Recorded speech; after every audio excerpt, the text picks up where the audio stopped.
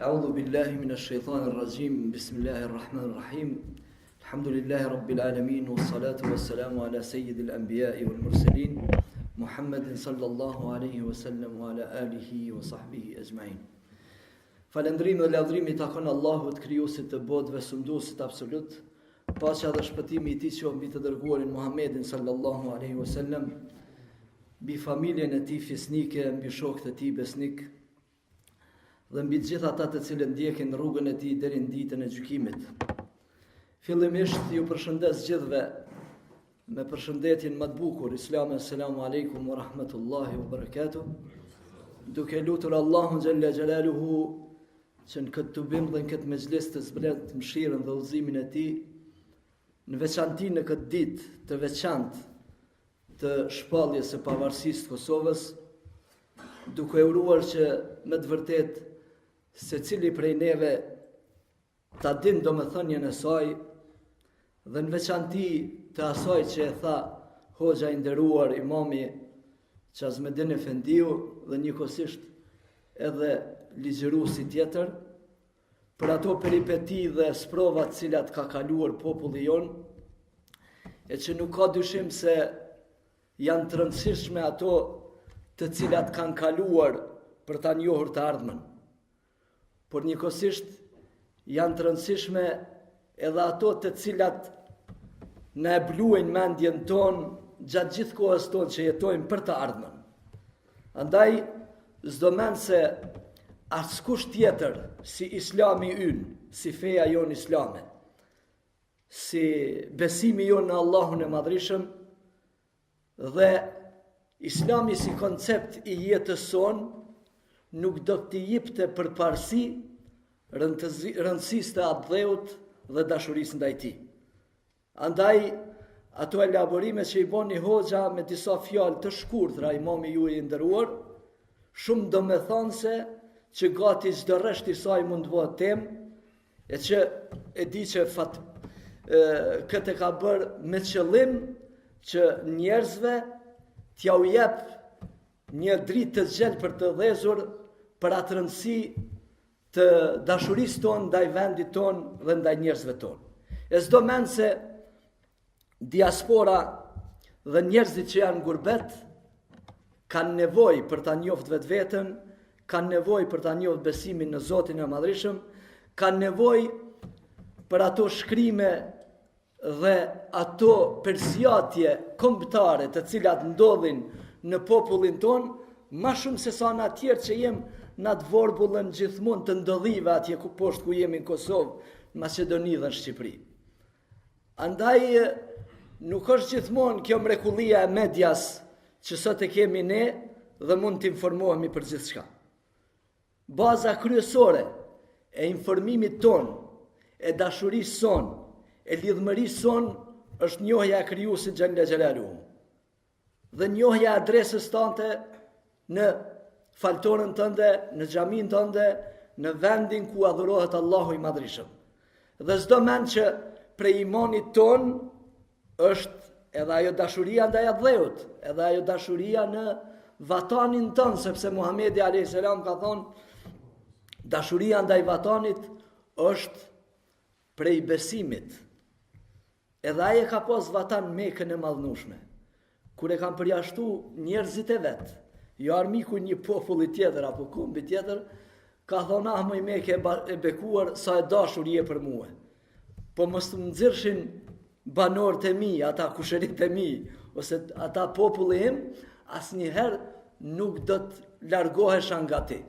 Kush prej juve e kishte ndrru vatanin e vetë, vendin e vetë, qytetin e vetë, katunin e vetë me një vend Gjermanisë, asnjëherë. Po peripetit e jetës, vështirësitë ekonomike, vështirësitë tjera na bojnë që ka njëherë ta përqafojmë edhe të hidhurën, ta përqafojmë edhe ato që është shumë e rëndë për neve. E gurbeti është i rëndë. Pa marrë parasysh i pasuri apo më i pasuri apo milioneri apo ai tjetri, jeta në vendin e huaj është krejtësisht errësirë dhe gjithçka tjetër, edhe pse ona e mirë materiale është prezente. Sepse dashuria jonë për vendin është pjesë e besimit ton, është pjesë e historive të pejgamberve të Zotit Xhella Xhelaluhu, është pjesë e natyrshmërisë njerëzore, sepse Allahu i Madhrishëm natyrshëm na ka krijuar ashtu të tillë që me dashur vendin ton, me therra në koftë. Ma i keqi në koftë atje, në Kodrën më të lartë, në Kosovë apo në Maqedoni në koftë, ajo është vendi i yt më i dashur. Aty ku i ke mësuar shkronjat e para, fjalët e para, fjalën babë dhe nanë të tjera, këto që ma shumë i dini ju se sa ne. Andaj, hoxha i nderuar përmendi dhe gjithmonë atë kushtrimin e njerëzve dhe atyre njerëzve që kanë dhënë për vendin e vetë.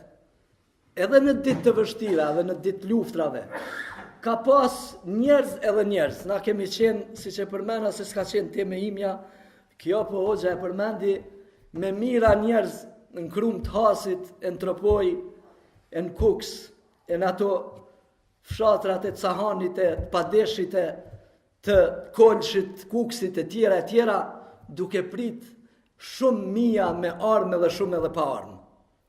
Rini për më fut në luftë, pse? Sepse ato që i tha ligjëruesi para meje ishin qëllimet tona dhe tregoi hoxha i nderuar që me të vërtet qëllimi jon është që të arrim diçka më të madhe. Po andodh kjo pa caktimin e Allahu Xhella Xhelaluhu, pa krijimin e shkaqeve prej tij asnjëherë. Pa marr parasysh Amerika apo NATO-ja apo dikush tjetër, Allahu i Madhrishëm është ai që i krijon shkaqet e një ardhjeje të re, e një fryme të re për një popull që ju ka bërë padrejtësi dhe që tregoj më herët parafolsi që është autokton dhe që ka jetuar me mija vjet në atë vend, jo që ka ardhur nga dikush.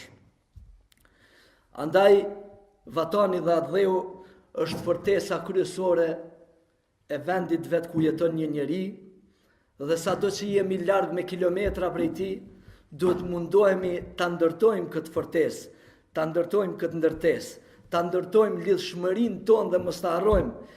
E para vatanit, para Adheut, kush është?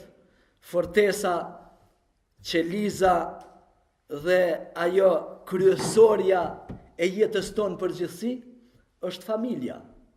Familja është qeliza e shoqërisë. Familja e shëndosh është ndërtimi një shoqërie të shëndosh. Familja e mirë është ndërtimi i një fisi të mirë, edhe i një kombi të mirë. Andaj Allahu i Madhrishëm ka thënë Kur'an: "Waja'alnakum shu'uban wa qaba'ila lita'arafu inna akramakum indallahi atqakum."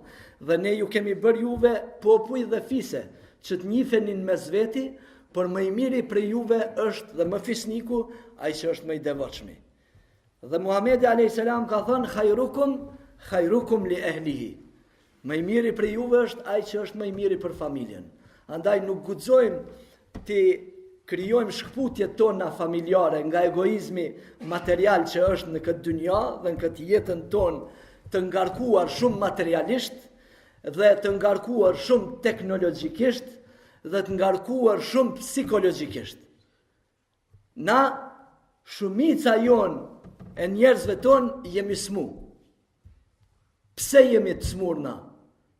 Nuk kemi të keqe shëndetësore, nuk kemi diçka në virus apo diçka.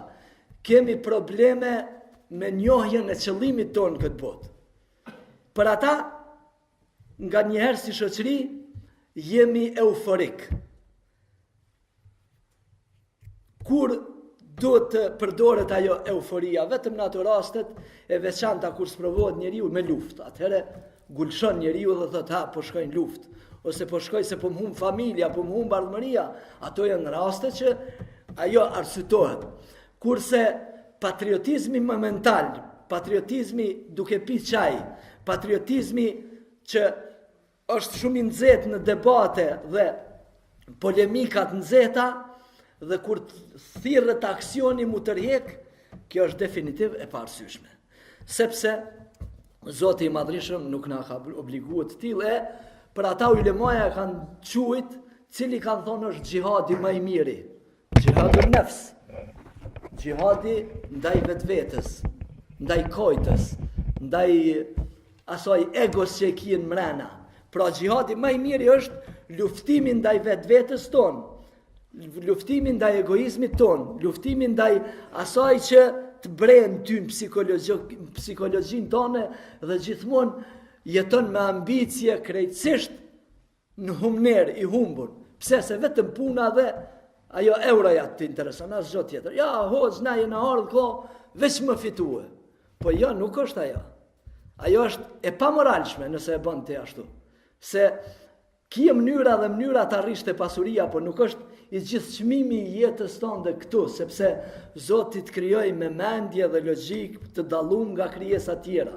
Dhe të tha ty, unë ty të bëra më këmbë stimin në tokë, ta dha epitetin, prestigjin dhe çmimin më të lartin këtë dynja. Tha, ti je zëvendësi imi në tokë, më këmbës, mos thëm zëvendës, po edhe më këmbës është shumë e madhe, çmim shumë i madh që askush tjetër nuk ta jep. Pra je i thirrur për një qëllim më të madh, sepse fundi yt nuk do të është vetëm ai momenti yt i fundit kur të vjen Azraili më ta marr shpirtin dhe më të mbajt çefina dhe të rras, hoç fundi jon është 2 metra dhe kry. Ja. Ajo është fundi, po fillimi i një jete të pafund. Fillimi i një jete krejtësisht tjetër që deshtëm apo nuk deshtëm, këto mrekulli të cilat na i kemi në islamin ton, po i zbulojnë të tjerët, po i zbulojnë Rusët, Amerikanët, Gjermanët, dhe na, muslimant, jemi në opium total të dezinformimit, të kundërshtimeve, të armiqësisë, të urrëties, të ignorancës, të mos mësimit, të mos leximit, dhe meri krejt 1,5 miliard musliman në krejt rruzullin toksor, mi të bu bashk, a bojnë sa Japan në lexim, asnjëherë. Japani i lexon dikun 87 libra mesatar janë vit. Hajde heqi 30, 57 po them. Sa i lexojmë shqiptar në vit? Fjala është për libra. Çfarë do të qofshin ato? Shkencore apo tjera apo fetare, nuk e arrin numrin në 2 ose në 3 mesatare. Çka ka thonë Zoti në Kur'an? Lexo, mëso, studio në emër të Zotit që ka kriju çdo gjë. Nuk na ka thonë kur gjë tjetër, mas pari në ajetin e parë. Mas pari lexo, mëso, studio. Lexoje, mësoje fen tonë. Moje lidhjen me xhamin, sille fëmin ton në xhami për më ia dhon një kulturë autoktone, se këtu i mëson fjalët shqip, këtu e mëson identitetin e vet. Këtu e mëson domethënien e fjalës, domethënien e besës, domethënien e adhëut, domethënien e dashurisë. E këto janë parimet kryesore mbi të cilat ti ki mo ekzistu si njeri, mbi fjalën, mbi besën, mbi adhëun dhe mbi dashurinë. Nëse këto nuk janë pikpamjet e tua kryesore të jetës sate, atëherë ti nuk je shqiptar, nuk je patriot, as kombëtar, as fetar. Edhe nëse vjen jo 5 herë në ditë në xhami, po 10 herë hajde. Nuk e respektove fjalën që ja ke dhënë Zotit mas pari, që ti ka dhënë gjitha të mirat, dhe më të mirat e mundshme ti ka dhënë ato që ti ka dhënë pa lek, pa pare, pa pagesë, ajrin dhe ujin, që aty e bën një grop në portonin del uji, apo? Dhunti Allahu xhelle xhelaluhu. Si qorë sabah, ose të në ditën e natën, çka don më pas më të pastërt? Ajrin e pastërt. Ajrin që ato që ki pa lek, pa pagu të atim për të. Ta ka dhënë Zoti xhelle xhelaluhu. Andaj falënderimi i parë është që ti në konceptin e jetës sate ta ruash fjalën që ja ke dhënë Zotit, besimin, ta ruash fjalën që ja ke dhënë shokut, ta ruash fjalën që ja ke dhënë prindit, ta ruash trashëgimin tonë dhe të prindit tonë. Se prindi, vllau dhe motra jote në atë janë besa dhe fjala jote. Nëse këtë e ke këput lidhjen me Zotin xhelle xhelaluhu. Andaj besa dhe besatimi yt që ja ke dhënë Zotit është parimori, kryesori. Dhe ato vazhdojnë natyrshëm në përditësinë tone, në ato të cilat i fiton ti. Se e ke pa tek të pasurit. Bohëm na disa njerëz dhe përqendrohemi veç filoni do të më dhonë gjithmonë. Na tjerë hajtë se na jem të lodhët, ja. Edhe mas zeqatit, nëse se kije obligim zeqatin, e kije sadakan. E Zotin Kur'an s'ka thonë, wala tubtilu zakatakum, po ka thonë wala tubtilu sadaqatikum bil manni wal adha. Mos e prishni lëmoshën e juaj me mendje mallësi dhe me përmendje, e duke fituar mëkate dhe gjunahe, ke dhënë diçka dhe duhet me përmend gjithmonë. Ose ti që ki lëmoshën, obligime dhe se ki zeqatin, duhet me animua ati që e jap zeqatin edhe për ty edhe namën tonin. Andaj duhet me animua edhe ati tjetrit që jap në rrugën e Zotit Xhella Xhelalu. E në ato ditë të vështira të luftës tonë, kush kanë dhënë? Bashkëdhetarët. Ja kanë dhënë një pushk më të madhe, një pushk më të fortë, një diçka më të fortë ushtarit vet, që pejgamberi alayhis salam ka thonë dy sy, ose të themi kushtimisht dy fytyra nuk i djeg zjarri i xhenemit që e ruajnë vatanin, ka thonë dy sy në fakt, është hadithi. Ai që i lëton syri prej frikës të Allahut Xhella Xhelaluhu dhe ai që e ka ruajt atë dheun. E rujtja atë dheut, kur është më e rëndësishme? Pejgamberi alayhis salam kur ka dalë pej lufte, ka thonë e krytëm luftën betejën e vogël dhe po futemi në betejën e madhe. I kanë thonë pse ja Rasulallah, po e krytëm na luftën, ja. Ka thonë tash është lufta e madhe. Kush din me majt atë luftën e frontit, kush din me majt qëllimet e asaj lufte që e patëm. Shumë mirë i përshkruajti Hoxha i nderuam gjithë ato kontribute që i kena dhënë gjatë luftës, e pas luftës, e deri në ditën e pavarësisë. Po si populla do të jemi të përgatitur që ta ruajmë luftën tonë, ta ruajmë ditën e pavarësisë tonë, apo edhe një 4-5 vjet, kjo dita e pavarësisë ka më kujtu vetëm si ndodhin sheshin e Prishtinës. E kjo është fatkeqësia, kur një popull e humb rrugën dhe kalon nga devijimi për atë që ka luftu dhe ka thënë një ditë çdo gjë. Dhe sot për të nuk është kur gjë, thot. Ja, kur gjë si shkon kjo punë. E kjo është shumë e keqe që një njeri më qenë injorues ndaj veprës të vet, ndaj luftës të vet. Ka shumë të tillë, por nuk guxojmë të dorëzohemi sepse Islami ynë dhe feja jon, besimi jon nuk e toleron një gjë të tillë, që ne të bëhemi pesimist dhe të themi të shgënjym, ja u shkatërru bota, ja s'ka kur gjë. Edhe mas 15 vjetë e luft, kjo është ajo kufizimi i diturisë njeriut, thot hajmë kur gjë si shkon ajo lufta jonë, hajtë mërë kur gjë si shkon as ushtria jonë, as kur gjë si këshim. Kjo nuk guxon të ndodhë në ato që na e quajmë ditë të rëndësishme, sepse pavarësia jonë faktikisht ka qenë me njëherë në 99-ën, po praktikisht jo. De jure me dokumenta s'ka qenë, dhe në 2008-ën. E për 2008-ës e këtej kemi pas mundësi, këtë gja shumë më punu për marë, po inshallah Zoti na bën prej atyre që punojmë për mirë dhe marë, që ta respektojmë vendin tonë dhe ta ndërtojmë ardhmërinë e njerëzve në përgjithësi, sepse Islami garanton drejtësi dhe shoqëria duhet më garantu drejtësi për gjithë. Jo, kur të vdes një njeri i madh ose një pushtetari, m'ia dhon 15.000 euro, kur të vdes një fukara, mos më shku kush m'ia qel derën, as 15 euro mos m'ia dhon. Vetëm pse ai ishte në pushtet ose e kishte dikon të madh këtu në herë ose tash në familje. Andaj, përmes këtyre objektivave dhe qëllimeve të cilat i ka besimi jon, e para është qëllimet me qasid sharia e rujtjes së mendjes. E para është rujtja e mendjes. Me rujt met, me rujt devijimin mendor. Tani më pas ndaj problem shumë mall do të marr te hoxha më të fry. Se ki probleme me vetveten, ja nis më fol vetëm me vetë, e tjera. Mos përqendrimi jot në ibadet, mos ardhja jote në xhami, mos falja e namazit ton. Gjithçka në këtë dynjë është e ndryshe dhe nuk je ai që po e ruan mendjen tonë. Dhe e dyta është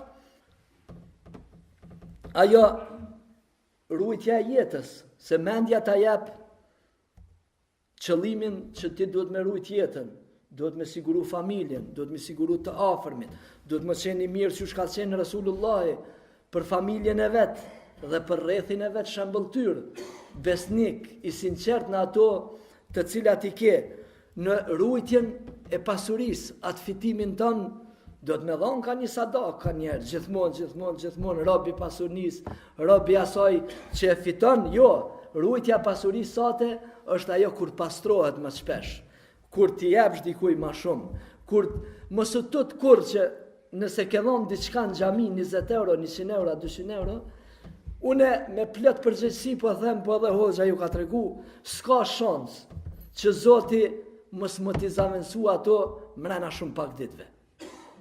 Ti zavenson dikun tjetër, dalin. Ajo 50 që edhe 100 që janë nështë tu ka dhimë kër e ke nëzirë në xhami, mos u frigo, se mrena pak ditëve e qënë shkakun Zoti, nëse i ke dhonë me sinceritet, gjithmonë është fjala, se nëse i ke dhonë veç më të pa dikush, ja ke prish adresën dhe ajo nuk zavensohet bilet dhimet kur dilsh prej xhamia thua pse i dhash 50, kisha mujt mi dhon 20.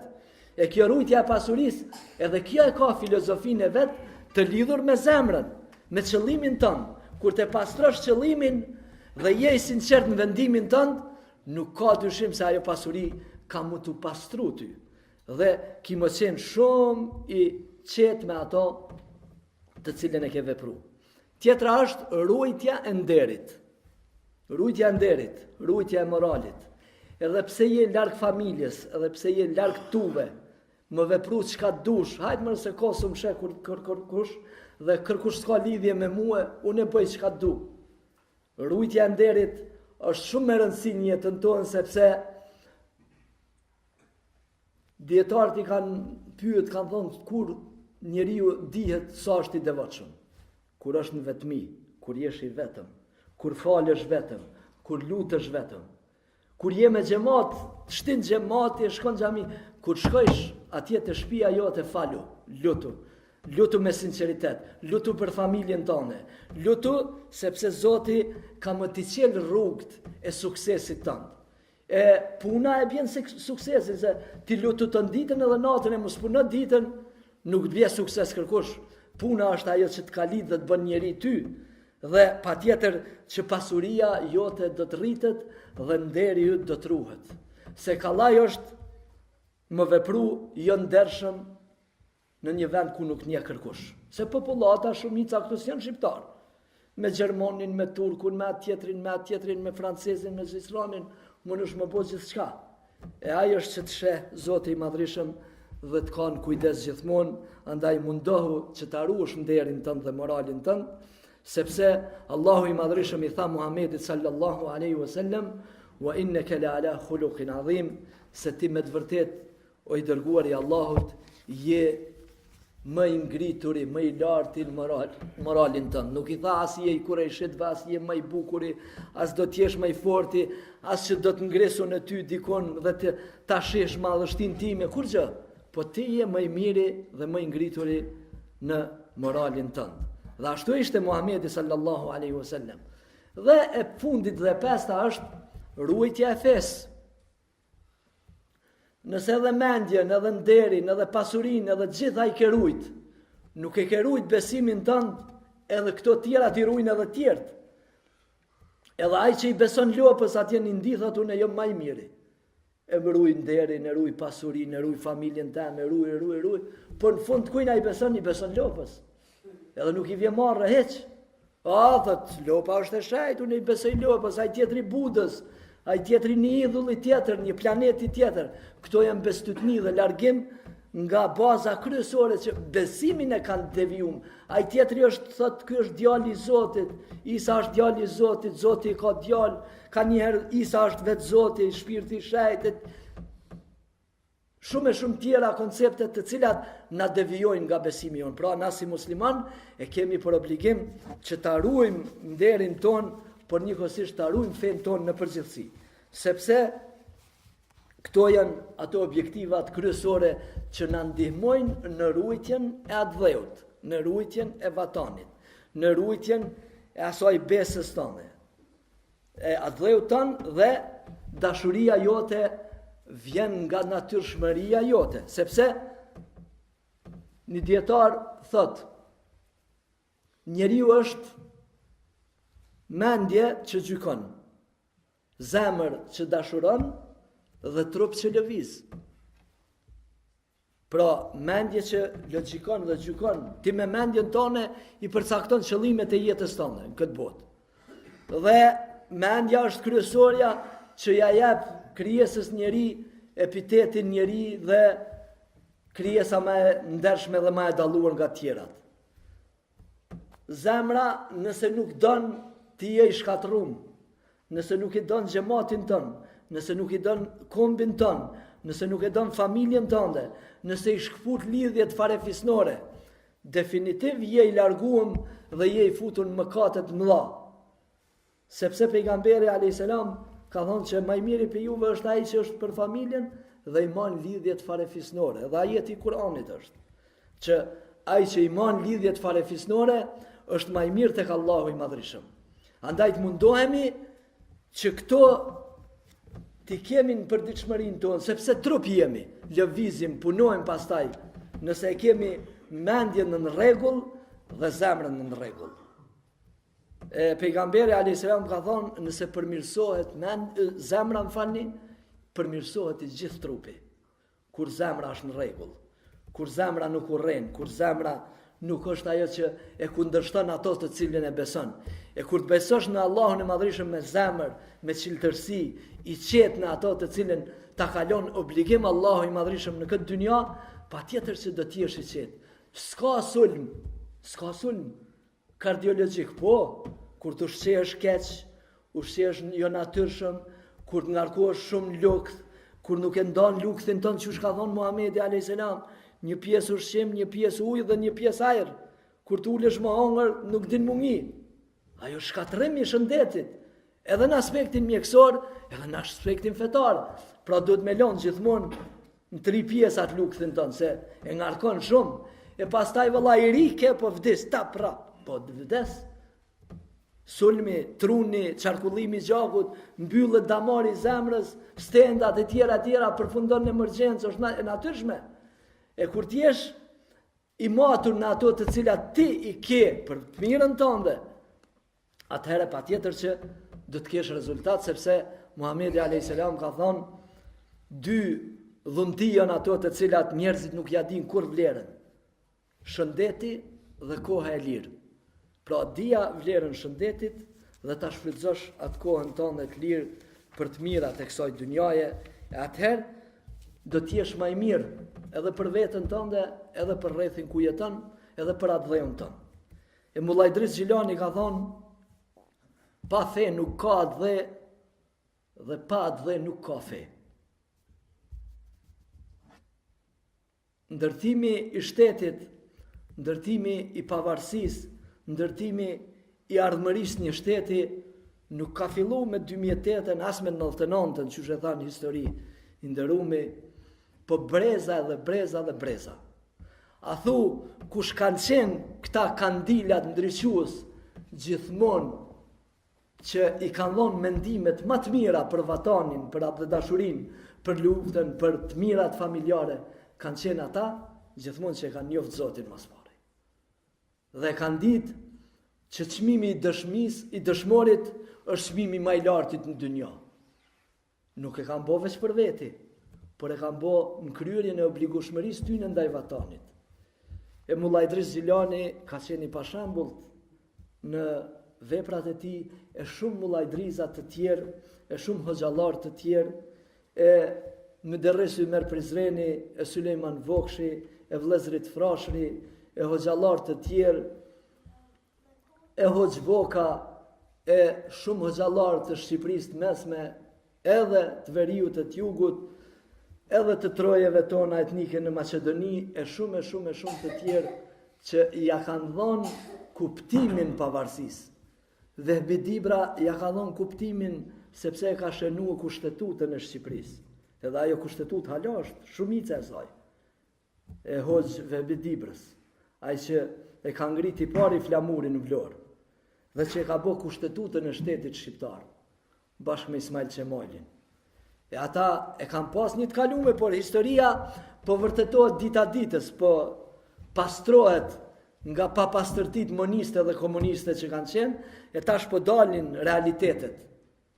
Se trojet shqiptare nuk janë coptu fatmirësisht apo fatkeqësisht vetëm nga perandoria osmane.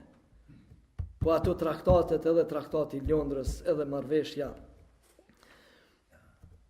e paqes, edhe të tjerat janë që mas pari i kanë prej. E kanë bind ato atëherë që me dërzu Ulçinin, edhe Osokukën e kanë luftu, edhe Sultan Abdulhamidi ju ka thonë që nuk i lëshojmë na ato dhe njerëzit autokton shqiptar do t'jenë ata që do të luftojnë për pavarësinë e tyre, e ata janë pjesë e perandorisë osmane. Por ka vazhduar luftra deri në marrëveshje të tjera, sepse dihet që mangësit dhe dobësit kanë qenë shumë të mëdha në atë perandorinë e asaj kohe, po nuk jemi këtu për me sqaru të mirat dhe të këqijat të periudhave të mëhershme, por jemi këtu që ta dimë se si ta ndërtojmë ne dashurinë tonë ndaj vatanit tonë në të ardhmen. Dhe këto që i përmendëm janë shumë të rëndësishme që me të vërtet nuk guxojmë që të lëmë, që më thonë, pa pastërtin trunin tonë që të reflektojnë ato në trojet tona dhe në adheun tonë. Andaj, sa ma shumë edukim të brezave, të fëmijëve tonë, të pasardhësve tonë, të ardhjes tonë në xhami, është më i përqendrueshëm ai kontributi jonë në aspektin edhe fetar edhe kombëtar. E duam vatanin sepse kemi obligim. E duam shqiptarin sepse jemi shqiptar. E duam fen muslimane sepse jemi besimtar. E duam çdo kënd që mendon mirë për të mirën tonë dhe ja mendojmë të mirën të tjerëve ashtu siç mendojnë mirë ata të tjerët për neve. Dhe gjithmonë do të jemi kundërshtar të keqes dhe bestytnive, edhe devijimeve, edhe urrëties të atyre që e dojnë për dobësinë tonë dhe të vatanit tonë. Andaj të mundohemi që në veçanti në vendet tona ku jemi në gurbet, të adresojmë mirë atë dashurinë tonë ndaj vatanit, të adresojmë mirë atë që Allahu i Madhreshëm na ka obliguar, sepse ma shumë se neve personalisht ka nevojë atë dheu jonë, ka nevojë vatani jonë dhe vatani jonë apo atë dheu jonë do të jetë i sigurt për të gjithë njëjtë. Liria më qenë për të gjithë njëjtë, siguria për të gjithë njëjtë. Dallueshmëria në shoqëri mos më qenë më të kthyer në përkatësinë tonë politike, në përkatësinë tonë racore, në dukjen tonë të jashtme, në ardhjen tonë prej cilit vend vjen. Atëherë pra largohesh nga ajo që mund ta quash kujdes ndaj njeriut. Edhe kujdesi shëndetësor, edhe kujdesi i pasurisë, edhe kujdesi ndaj fitimit. Nëse nuk është njëjtë për të gjithë, atëherë në atë vend nuk ka drejtësi. Ka devijime në aspektet e ligjeve dhe dispozitave të vendit, nëse ne nuk i kemi të njëjta për të gjithë. Nëse ne nuk mundohemi që të përqendrohemi në ato të cilat Allahu i Madhreshëm na i ka obliguar në këtë dynjë. Andaj e lutim Allahun e Madhreshëm që me të vërtetë na bëj prej atyre njerëzve që flasin drejt, besojnë drejt, i dojnë drejtësinë dhe njerëzit e drejtë dhe gjithmonë kanë dashuri ndaj atyre që me të vërtetë e dojnë atë dheun. E të mundohemi që edhe këto vite që i kalojmë në gurbet, ta dim pse i kemi kalu, të dim pse kemi qenë gjithmonë larg njerëzve tanë, larg prindërve tanë, sepse nuk është e lehtë. E kontributi diasporës, që thojnë një fjalë anglisht no comment, është shumë i madh, po jo edhe na atje gjithmonë më qenë parazit, veç më prit për i diasporës, po ato të cilat munden të shfrytëzohen atje, munden për me përmirësu gjendjen tonë. Mos e shihni gjithmonë negativ. Ka shumë të mira dhe nuk ka dyshim se nëse veprojmë mirë dhe i shohim, të këqijat shihen më shumë edhe nëse janë pak. Nuk ka dyshim. Kemi shumë të këqija, po kemi edhe shumë të mira. Cilën e kemi më të mirën? E kemi lirinë e shprehjes. Lirinë e asaj që nuk e kemi pas dje. E kemi gjuhën tonë. I kemi atribute tjera që kemi mundësi me ndërtu shtetin mirë dhe si çdohet. Nuk mund të themi që nuk janë bo vepra të mëdha dhe të mira. Shumë të mira dhe shumë të mëdha. që pak ma herët dhe para pak dekadave s'kemi mujt mi pas ëndër.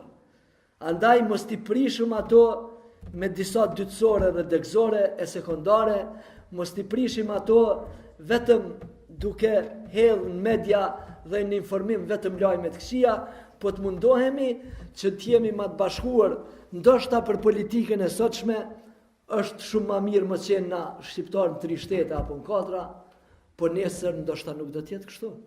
Ma mirë do t'jetë të jemi në një shtet, të ndërtojmë një të ardhme për me pas një shtet të fort, ose me rrethonat cilat ne duhet ta dim se po e dojmë një shtet. E nëse këto interesat politike dhe të partive janë në këtë tempon dhe në kuptimin që po e shohim sot, nuk ka përgatitje. As me referendum s'mu në fiton. Se na jemi kundër vetvetes fatkeqësisht, po deri në një aspekt, po nuk do të thotë që kjo mas pak viteve punë mos të përmirësohet.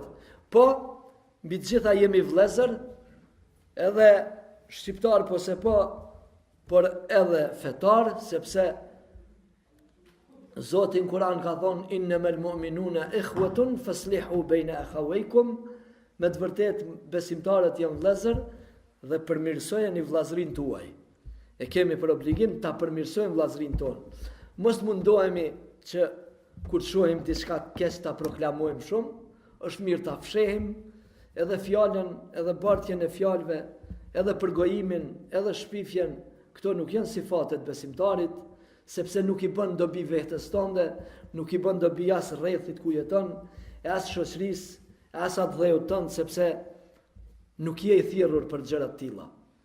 Dhe mundohu aty ku është, çush më thon, një dritare e hajrit, e mirësisë, e dhënjes, e sadakas, e zeqatit, e ndihmës ndaj tjerët, mundohu me atë që ke mundësi ta ndihmosh.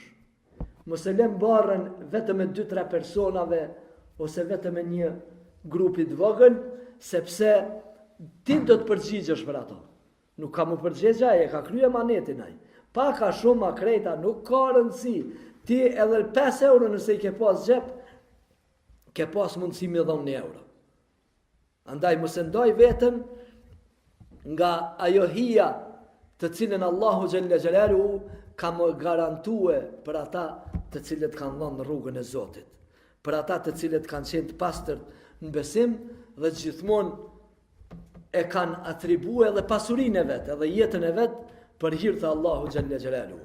Andaj kështu mund ta duam më shumë vendin ton, vatanin ton, njerëzit ton dhe patjetër që sakrificat e juve, edhe nëse nuk çmohen nga njerëzit, kanë mu çmu nga Zoti shumë më shumë.